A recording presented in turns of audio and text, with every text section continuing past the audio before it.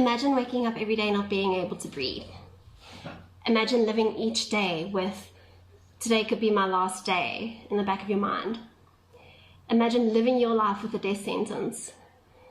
This is what cystic fibrosis is like. It is a death sentence from the day that you are born. My name is Niqi, and this has been my reality for the past 27 years.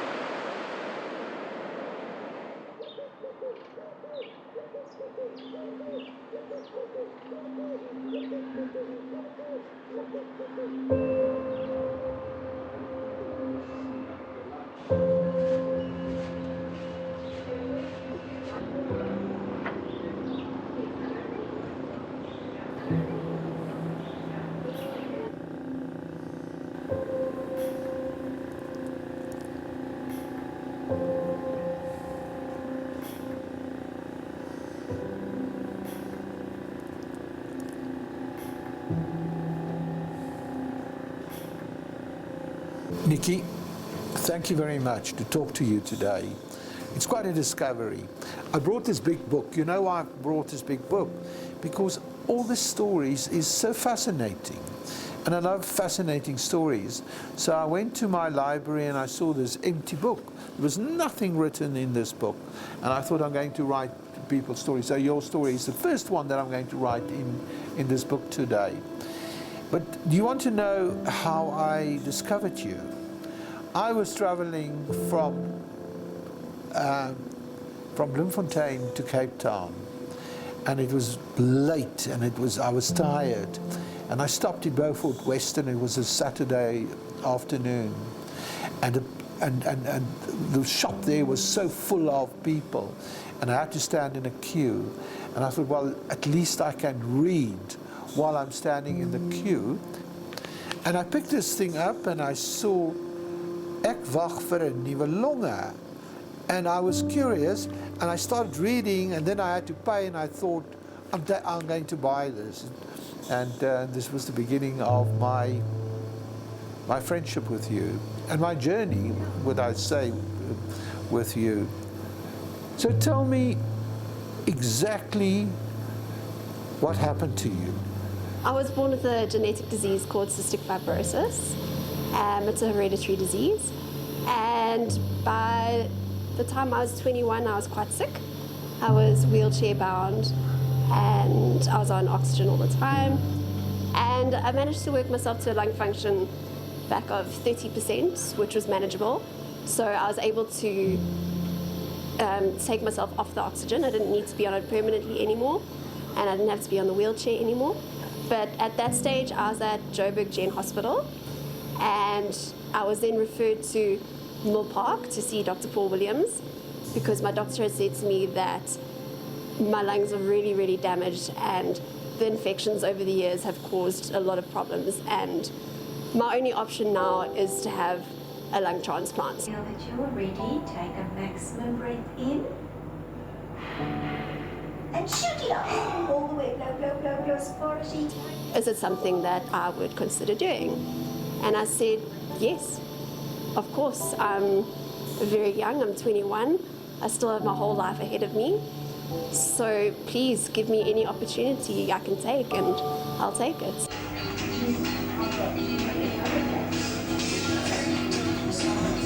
I went to go see Dr. Paul Williams and had a review, and he said that he thinks I'm the perfect candidate. He says he thinks I'll do very well, and that was basically the start of my journey.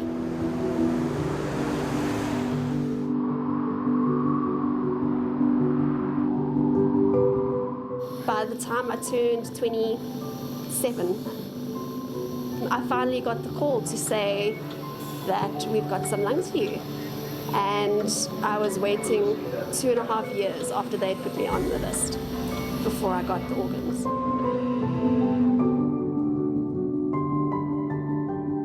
In 2017, I was blessed to receive a double lung transplant.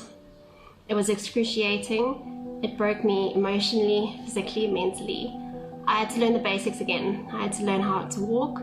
I couldn't even hold a pen. It's taken months and months of rehabilitation for me to feel like a normal person again. But I had 10 wonderful months of living my life to the fullest. You're a very special person. Thank you. You know, you really are, and I love your laugh.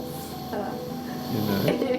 That's one thing that I lost after transplant, is it's taken me a while to laugh again, just from the surgery and the trauma that it puts on your body. It's taken me almost 2 years to be able to laugh again, because I kind of lost my laugh. So it's been a recent development to have it back. So I think I just overly laugh now. Well, that's fantastic. Yeah. Have you got any desire or feeling that you would like to meet the donor family, the person who actually gave you the lungs that you're using at the moment? No, I don't. Yeah. I think it's very private. It is a wonderful thing. It's a wonderful gift of life.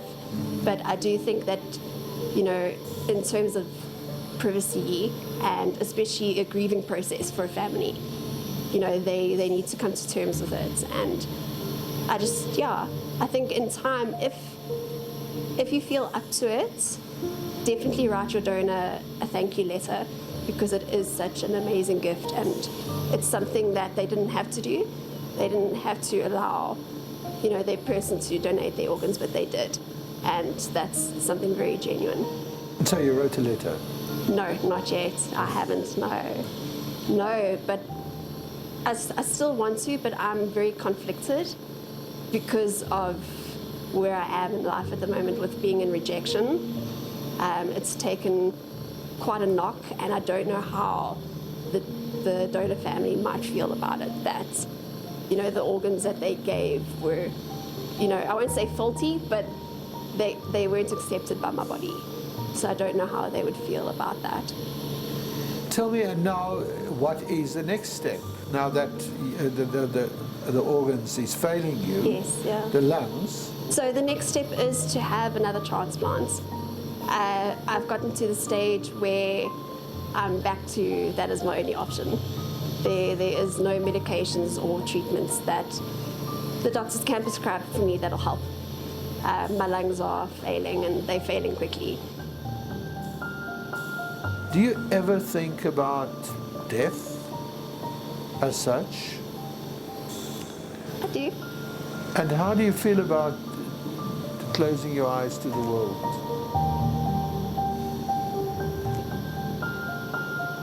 You know, I've always lived with the outlook that, you know, everybody's going to die at some point. Doesn't matter who you are, but everybody's going to die at some point. And whether I die from waiting for lungs, or, you know, I was in a car accident or something, I'm going to die. So I'm not afraid. If it is my time, it's my time. And the only thing that I want to make sure out of life is, you know, that I've lived the best that I can while I'm alive. So death, it doesn't scare me, but it is a constant. It is always, you know, in the back of your mind, thinking about it. You know, when is your last day? But you can't live your life like that. You have to, you know, put one foot in front of the other and just keep going.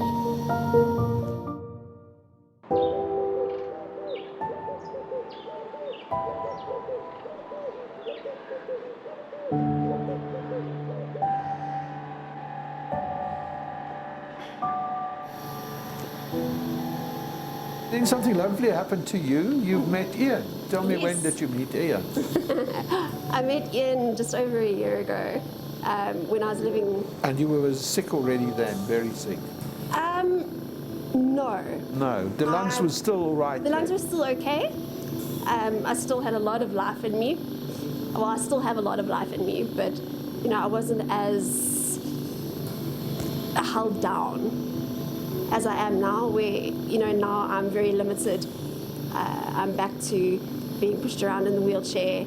Any form of movements, I get tired quickly. But a year ago, I was a completely different person, and that's when I met Ian through a group of friends. And initially, we weren't attracted to each other. Oh, really? No, we were just friends, and a friendship grew, and from a friendship grew love, and here we are today. He's definitely something special to be able to, look after me the way that he does. Makes him a very special person. Very, very special. He's absolutely amazing. The things that he's given up and sacrificed, and he moved from KZN to be here for me through all of this.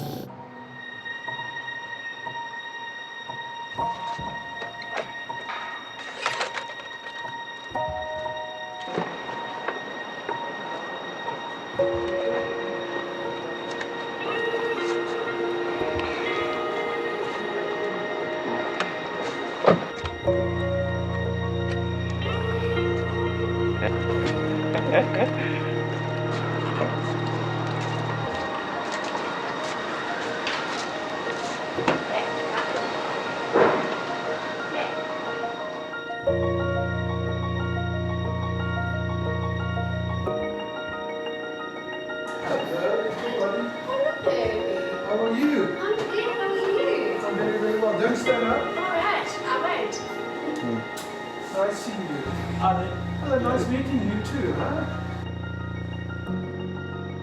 I believe, and I will say that as well, I believe in a blueprint. I think at the right time, at the right moment,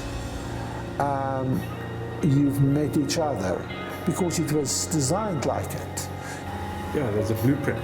Everyone's got to follow. Everyone's following It's it. their own journey. Yeah, everyone's following it. Obviously, I was put in Niqi's path, or Niqi was put in my path for a reason. We obviously walking Don't this. know what it is yet. Yeah, we're walking this path together. We're also going into it blind. We've got ideas of what the future what we would like it to be. Where it's you get this, you get that promotion, and then you get this, and then you win the lotto, and then you can go touring, and you can go overseas, and that's how you want it to happen. But obviously, it's not the blueprint. But that's what what's the theory of universality or whatever, where if you put out good feelings and positive thinking, you'll attract positivity. So that's kind of what we're doing. It's not if Niqi gets lungs, it's when she gets lungs. When she gets lungs, this is what's going to happen. When she's recovering, this is how it's going to happen. When she's recovering, this is what we're going to do. So you never ever think that she might not get lungs. Great. I know she will get lungs. It's just a case of when. Like I say, it could be in the next 20 minutes. It could be in the next 2 days. Is your telephone on? They're always on. Okay. You see that your battery is, charged all the time. Yeah, there's a lot of things to take into consideration. Leaving the house is not easy. We're very prepared. We've got Niqi's wheelchair that goes into the car, obviously, to get her around. We always have It's the portable with the backup battery, with the battery backup, with the car charger, with the normal charger, with the normal charger. I've got a car charger in the car, got an oxygen tank, and an oxygen tank. That oxygen tank can give us 2 hours. Yeah. So wherever we go, We always have time limits. I've got, if there's an emergency, I've got 2 hours to get Niqi there, or I've got 20 minutes to get her there, or whatever the case. Yeah. It does make life interesting because we had it once before where we got Niqi out on a pass out, everything was going alright, and then we had a power cut. Yeah, we had no electricity. So we then put Niqi onto the oxygen because the portable was dead. Because we had been out, Yeah. and we had just come back and hadn't had time to charge it. Yeah, we had been back at the house maybe 20 minutes, half an hour. the power went out, and we put Niqi onto the tank. the tank, and then come 6 o'clock, still no power, and then the tank started beeping. And you know when the tank beeps is what, half an hour. Yeah. So it was a case of, okay, well, half an hour. Got to get to the hospital. Get to the hospital. Got to get me back. It was a case, so we just threw everything. Dropped everything. Jumped in the car. And raced it back to the hospital. Because without oxygen, I unfortunately won't live very long. Is it difficult to be on this journey? Yeah, it is difficult in a way, but a challenge is always fun in a way. It's fun and not fun. It's interesting because it's my character is I like helping people, I like going out of my way to try and help you, and this is a bit of a challenge where it's a weird one. All I want to be like, okay, snap my fingers and boom, you fixed kind of thing. But obviously, it doesn't happen like that. So it is a bit of a challenge. It's not fun, but at the end of the day, it's making me feel a better person. I'm helping someone out that needs it. And Niqi's actually helped me grow as a man. So it's been good all round. Obviously, the circumstances aren't nice, but you can't control the uncontrollable. And you're very lucky, even more lucky than the first lungs was getting in as well in your life. Definitely. You know? I think so. I think it's even better than the first lungs. No, for you sure. know? Because love is so powerful. It can. You know? And with love, one can fight so hard, you know?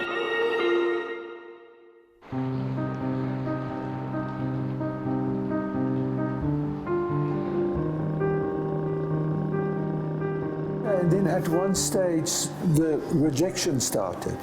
And how do you cope with that? My first experience in ICU was horrible. I'm not going to lie, I'm not going to sugarcoat it. You lie in bed and you stare at these four walls. You have artificial light all day and all night. And you literally go crazy. You have auditory hallucinations, you have visual hallucinations. You've already gone through a massive trauma with this operation, and now your mind is playing tricks on you, just adding more trauma on top of the trauma you're already trying to recover from. And it's really difficult, and it's hard to explain to a person the emotional roller coaster that you go through. You question your entire existence. You question whether it was the right decision. You question whether you've been a good person your whole life. You question, is this what I want? And it's just, it's really brutal. You talk to Ian about that sometimes. Do you know anything about that? We Yeah. brushed on the topic. I've told him some of the stories, when I was in ICU, and I would hallucinate that the nurses would be trying to kill me, and I saw the Grim Reaper, and I thought it was my time to die, and I lay in bed and I pulled the sheets over my head and I said, God, if it's my time, you can take me now, I'm ready to go. Because I was at that point where I was about ready to give up. I had sort of lost my fight. And I sat there and I waited and I waited and I waited, and I didn't die. So I said, okay, well, that's it. I'm clearly not meant to die, so I better start living. And I think that was the turnaround for me, where I decided it's time to fight. This is what I've been waiting for, and it's now time to get my mind right and fight and live. You say that you were wondering about your existence, you were querying your existence. Is that what you said? Yes. Now how do you question that? I think it was probably because of all the medications that you're on. It does cause a lot of psychosis. So one of the biggest things I struggled with in ICU was believing that I was actually still alive. To me, it felt like I had died, and I was living the same day over and over again. Because to me, at that point in time, that's what it felt like. So I would sit there wondering, is this my life? Is everything that I've lived so far just been a dream? You know, like a dream within a dream? Dream. Oh, that's amazing what you're saying to me. Yeah. You struggle to rationalize to make sure that what's going on around you is actually real and what's happening, and it's not a dream. People who are considering having a transplant, and you know, if they deciding whether they should do it or they shouldn't do it, it's a really tough decision to make, and it's something that you have to decide for yourself that it's something you want to do for you. It's a journey that you're going to be going through. You have to live with the outcome, and many transplants are very successful and you can live a wonderful, wonderful life. The positive side of the negative is the fact that I'm still alive. Without this first transplant, I wouldn't be here. You told me yesterday, and I thought about it when I was driving back. Yeah, that it's kind of been my, I guess you can call it my trial run, to see how I'd manage and cope for when I do get the perfect pair. You know, like a warranty, I'm trading these ones in for a new one. But yeah, for people who are struggling to make the decision whether it's something that they should do, it's definitely, I think, something everybody should at least try.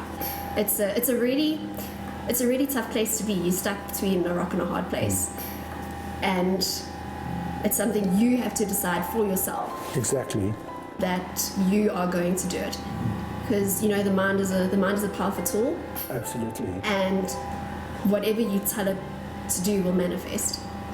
So if you're in a negative mind frame going into such a big operation, then you're most likely to not have a great outcome because you know of the negativity factor. But if you go into this whole process with a positive mindset, with a mindset that I can do this, then your outcome will probably be, you know, a bit more on the sunnier side.